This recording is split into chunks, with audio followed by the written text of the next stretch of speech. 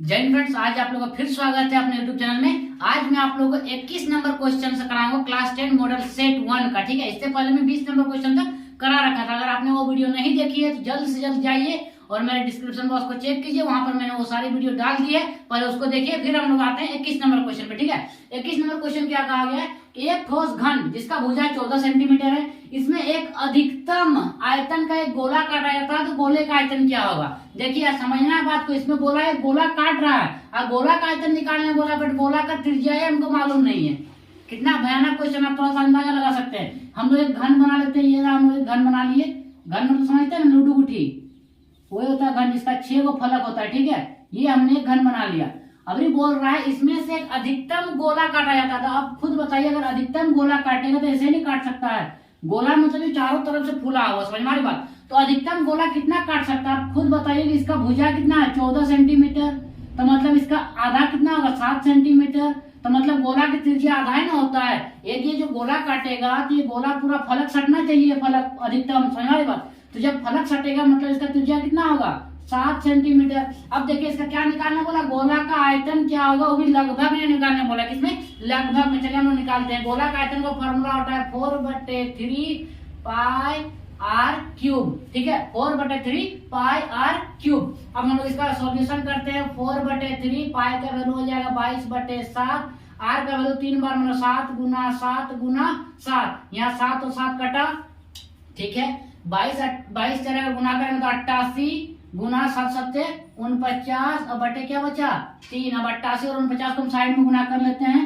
88 और 49 को 9 8 72 का 2 हाथ में 7, 9 8 72 और 4 8 32, 72 32 104 और 7 111 के एक हाथ में 11, 4 8 32 और 11, 32 और 11 हो जाएगा आपका जाकर के 43। ठीक है, तो मतलब 4312। तो ये हो गया 4312 बटे क्या है 3। अब 3 से इसको भाग देना पड़ेगा, तो 3 1 का 3, एक बचा उसको दिया 13, 3 4 12, एक बचा उसको दिया 11, 3 3 9, एक 2 बचा 22, 3 7 21 पॉइंट, उसमें उधर में बचा था 1, तो 3 3 9। तो देखिए हमको बोला लगभग में, तो पॉइंट के बाद 3 आ रहा है, मतलब इसका कोई वैल्यू नहीं होगा। इसका आंसर यही हो जाएगा, इतना सेंटीमीटर क्यूब, मतलब 14 सेंटीमीटर क्यूब का वहां पर गोला काटा गया है। अधिकतम बोला है, देख लिया जाए, त्रिज्या का वैल्यू नहीं दिया। जब अधिकतम बोला जाए तो मतलब सब फलक उसका सट रहा है। ठीक है, तो त्रिज्या उसका भुजा का आधा ले लेना है। समझ में आ रही बात। चलिए, अगर समझ में आ रही तो वीडियो को लाइक जरूर करें। ठीक है, बहुत मेहनत से वीडियो बन रहा है, आप लोग भी समझते होंगे। चलिए 22 नंबर क्वेश्चन देखते हैं। बोला x, x+3, x+6, x+9 और x+12 का माध्य ज्ञात कीजिए। देखिए क्या निकालने बोला, माध्य मतलब मीन। मीन निकालने के लिए क्या करना पड़ता है कि सबों का जोड़ करने पड़ता है और जितना वो फ्रैक्शन है उस फ्रैक्शन से भाग देना पड़ता है। मतलब यहाँ पर 5 उत्तर में देखिए 1 2 3 4 5, तो सभी को जोड़ना पड़ेगा और 5 से डिवाइड देना पड़ेगा। चलिए हम सभी को जोड़ते हैं। तो x x x x और x मतलब 5 x हो रहा, तो हम लिख देते हैं 5x। ठीक है, अब देखिए 6 और 3 9, 9 9 18, 18 और 12 कितना होता है, तो 30 होता है। बोले कितना होता है 30, और बटे क्या करेंगे, बटे 5, क्योंकि यहाँ पर 5 नंबर है। समझ हमारी बात। अगर 6 को टर्म होता तो हम लोग 6 लेते बटे में। ठीक है, अब देखिए यहाँ पर 5 कॉमन आ जा रहा है। क्या आ रहा है 5 कॉमन आ रहा था, हम 5 कॉमन ले लेते हैं। भीतर में बचेगा x+6 बटे क्या है 5। ये 5 और 5 कट जाएगा तो x+6 आप लोग का आंसर हो जाएगा। तो आप लोग ये समझ में आ रही है। अगर समझ में आ रही है तो आप उसमें लाइक करें तो सबको समझ में आएगा कि मैं सही पढ़ा पा रहा हूँ कि नहीं समझा पा रहा हूँ आप लोग को। चलिए इससे आगे हम लोग देखते हैं। तो चलिए अब हम लोग क्वेश्चन नंबर 23 पे चलते हैं। ठीक है, क्वेश्चन नंबर 23 क्या कहता है, यहाँ 2 को समीकरण दे दिया गया, बोला इसका कोई हल नहीं है, तो बोला k का वैल्यू ज्ञात किया जाए। तो आपको पता होगा कि मैंने करा रखा है कि कोई हल नहीं के लिए क्या होता है कि a1 a2 बराबर होता है b1 b2 बराबर नहीं होता है c1 बटे c2। ये आपका कोई हल नहीं के लिए एक फॉर्मूला है, समझ लीजिए। ठीक है, अब आप लोगों को a1 a2 b1 b2 वो सारा तो मालूम होना चाहिए ना कि a1 कौन वाला है, b1 कौन वाला है। ठीक है, तो एक जो समीकरण है इसके पहले जो x के पहले जो रहता है वो होता है a1, a1 का वैल्यू है k। ये जो होता है ये होता है b1, b1 का वैल्यू है -5, और ये जो होता है c1, तो c1 का वैल्यू है -2। हम -2 इसलिए लिए क्योंकि बराबर को उसको इधर ला के लिखना है। समझ में आ रही बात। अब देखिए ये जो है a2 है, a2 का वैल्यू कितना है 6, b2 का वैल्यू कितना है तो आप बोलिएगा सर 2 और C2 का वैल्यू कितना है, तो ये +7 इधर आएगा तो -7, उसको इधर ला के लिखना है। समझ में आ रही बात। अब देखिए बोला कोई हल नहीं, तो कोई हल नहीं के लिए बोला A1 A2 बराबर होगा B1 B2, but is not होगा C1 C2, मतलब ये बराबर नहीं होगा, तो इसका कोई रोल यहाँ नहीं है। समझ में आ रही बात। बस आपको इसमें वैल्यू बैठा देना है। A1 का वैल्यू क्या है K, तो हम यहाँ K बैठा दिए, बटे A2 का वैल्यू क्या है 6, तो हम यहाँ 6 बैठा दिए, बराबर B1 का वैल्यू कितना है, तो -5, हम यहाँ -5 बैठा दिए, बटे B2 का वैल्यू कितना है 2, तो हम यहाँ 2 बैठा दिए। यहाँ तक ठीक है। अब देखिए 2 से कट रहा है 3 बार में, 2 तिया 6, और देखिए 3 यहाँ बट्टे उधर जाएगा तो गुना होगा, तो मतलब K बराबर 5 तिया 15, और आगे माइनस तो K का वैल्यू कितना आ गया -15। ये हो गया आप लोग का आंसर। चलिए क्वेश्चन नंबर 24 क्या कहता है, बोला एक समबाहु त्रिभुज की एक भुजा 2a है, तो इसकी ऊंचाई क्या होगा। देखिए समबाहु त्रिभुज बोला है, मतलब वैसा त्रिभुज जिसका तीनों भुजा समान होगा, तो मतलब ये 2a, तो ये भी 2a और ये भी 2a, तो बोला इसका ऊंचाई क्या होगा, तो हम यहाँ ऊंचाई दे देते हैं। ठीक है।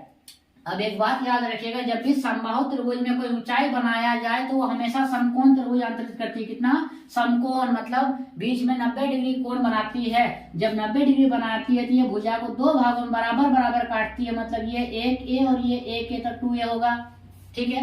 अब देखिए आप लोग यहाँ समकोण त्रिभुज वाला फॉर्मूला लगा सकते हैं, पाइथागोरस वाला। ये है कर्ण, ये है आधार और ये है लंब। तो लंब निकालने के लिए हम लोग क्या कर सकते हैं, लंब निकालने के लिए जो कर्ण का होल स्क्वायर, ये कर्ण है तो कर्ण का होल स्क्वायर माइनस जो आधार है उसका होल स्क्वायर का रूट, ऐसे हम लोग लंब का मान निकल जाएगा, ऊंचाई का मान। ठीक है। अब देखिए 2 का स्क्वायर करेंगे तो 4, और a स्क्वायर करेंगे तो a स्क्वायर, माइनस a का स्क्वायर होगा तो a का स्क्वायर आ जाएगा, और ऊपर में रूट तो रूट। अब देखिए 4 को a स्क्वायर से 1 को स्क्वायर घटेगा तो 3 को a स्क्वायर बचेगा। यहाँ तक आपको समझ में आ रही है। और इसका रूट आप लोग आंसर ऐसे भी रख सकते हैं, वरना ऑप्शन देखिए कैसे रहेगा। देखिए √3 का तो वैल्यू नहीं निकलता, तो √3 हो जाएगा, और a स्क्वायर तो मतलब a को a निकल जाएगा, तो ये भी आंसर हो सकता है। समझ में आ रही है आप लोग बात। अगर समझ में आ रहा है तो वीडियो को लाइक जरूर करें और अपने दोस्तों के साथ साझा भी करें, ताकि वो लोग भी इससे इस प्रकार के क्वेश्चन करके एग्जाम में अच्छी नंबर ला सके। ठीक है। तो चलिए अब देखते हैं 25 नंबर क्वेश्चन क्या कहता है। बोला यहाँ x² - 3x - 4 का शून्य ज्ञात करें। देखिए शून्य ज्ञात करने के लिए करना क्या पड़ता है कि जो x² के पहले जो संख्या रहता है और जो लास्ट में जो संख्या रहता है, उन दोनों को पहले आपको गुना करना पड़ता है। क्या करना पड़ता है, गुना। अगर आप नहीं जानते मिडिल फैक्टर करना तो सीख लीजिए ध्यान से। ठीक है। इसके पहले कुछ नहीं, मतलब क्या है 1 है। अब 1 और 4 को गुना करेंगे तो 4 1 का 4 होगा, इसको हाँ। अब 4 को क्या करना है, साइड में नौसा करना है, 2 दूनी 4, 2 1 का 2। यहाँ तक ठीक है। अब ये सब ले करके हमको किसी हालत में 3 लाना है। क्या लाना है, 3। समझ में आ रही बात आप लोगों को। किसी भी हालत में क्या लाना है, 3, और -3 लाना है। तो देखिए 2 दूनी 4, 4 से अगर हम 1 घटाएंगे कितना होगा 3, बट हमको 4 जो है माइनस में लेना पड़ेगा, 1 प्लस में लेना पड़ेगा, तब -3 आएगा। समझ में आ रही बात आप लोगों को। ठीक है। तो चलिए हम वहां पर वही करते हैं, x² तो x² आ जाएगा, ये -3x को हम लिखेंगे -4x और प्लस 1x। तब में देखिए माइनस प्लस में घटेगा तो 4 से 1 गया तो 3, बट इसी में से लेना है, इसके बाहर में लीजिएगा तो फिर आपका मैथ गलत हो जाएगा। ठीक है। और उसके बाद -4 तो -4 लिख दिए। अब इन दोनों में देखना क्या कॉमन आ रहा है, सिर्फ और सिर्फ x आ रहा है। क्या आ रहा है, x। तो x ले लिया। अब यहाँ 2 को x में 1 ले लिए तो 1 बचा, माइनस यहाँ से x ले लिया तो सिर्फ और सिर्फ 4 बचा। ठीक है। अब यहाँ प्लस, इन दोनों में कुछ नहीं मिल रहा है, मतलब 1 ले लेना है। ठीक है। और यहाँ तो 1 से गुना करेंगे तो वही बचेगा, माइनस यहाँ 4 ही बचेगा। यहाँ तक समझ में आ रही बात। अब देखिए इन दोनों में से 1 लेना है, x + 1, और यहाँ से 1 लेना है x - 4। इन दोनों में से 1 लेना है। समझ में आ रही बात। अब देखिए यहाँ पर आपको x का वैल्यू 2 को निकलेगा, वही दोनों क्या बोलते हैं हम लोग, शून्य।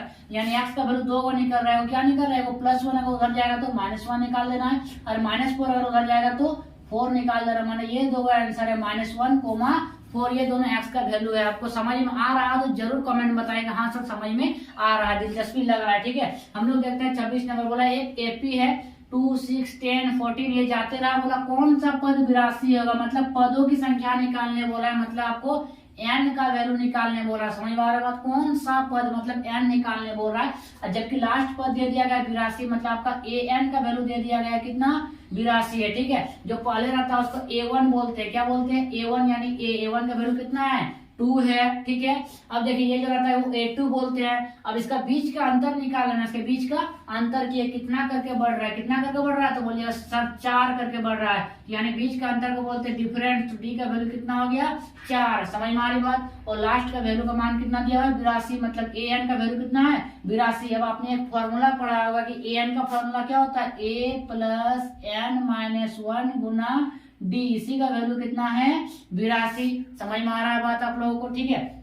अब हम यहाँ ए का वैल्यू बैठा देते हैं, ए का वैल्यू कितना है 2, तो हम यहाँ 2 बैठा दिए, प्लस एन का वैल्यू तो नहीं जानते क्योंकि एन हमको निकालने दिया है, तो यहाँ पर एन माइनस 1 रहने देते हैं, ठीक है। गुना में डी कितना है 4, तो हम यहाँ 4 लिख देते हैं, बराबर 82। तो हमने ये सारा लिख दिया कि 2 प्लस एन माइनस 1 गुना 4 बराबर 82, ठीक है। अब हमको एन का वैल्यू चाहिए, तो आस्ते आस्ते हम सारे चीजों को उधर लेके जाएंगे। पहले तो ये +2 है, उधर जाएगा तो -2 होगा, समझ में आ रही बात।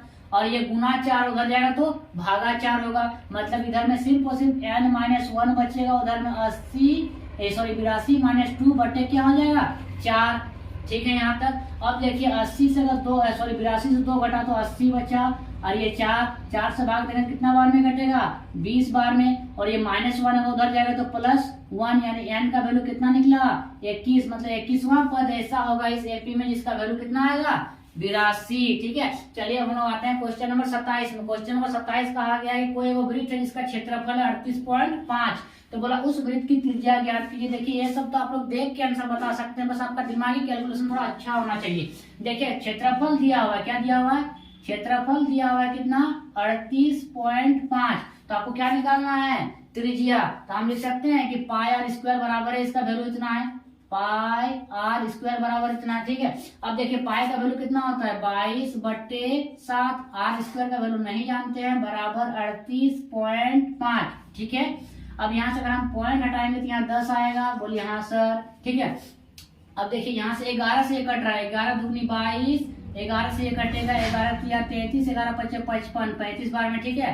यहाँ तक कोई दिक्कत नहीं होना चाहिए। अब देखिए 2 से कट रहा है 5 बार में, 2 पचे 10, ठीक है। ये 5 से कट रहा है 7 बार में, 5 सत्ते 35, मतलब यहाँ देखिए यहाँ नीचे एगो 7 बचा, वहाँ ऊपर एगो 7 बचा, तो 7 सत्ते कितना होगा 49, मतलब आर स्क्वायर का वैल्यू कितना निकल गया 49, और ये स्क्वायर अगर उधर जाएगा तो रूट बनेगा, और 49 का रूट कितना निकलता है आप सभी जानते हैं कि आर का वैल्यू कितना निकल जाएगा 7, आंसर हो जाएगा। इसका त्रिज्या कितना निकल गया 7। आप लोगों को वीडियो कैसी लग रही है कमेंट सेक्शन में जरूर बताएं, अगर अच्छा लगा तो जरूर लाइक करें। इससे अगले वाला वीडियो में सारा क्वेश्चन बनाऊंगा, तब तक के लिए स्वस्थ रहिए, मस्त रहिए और अपनी पढ़ाई में व्यस्त रहिए। धन्यवाद।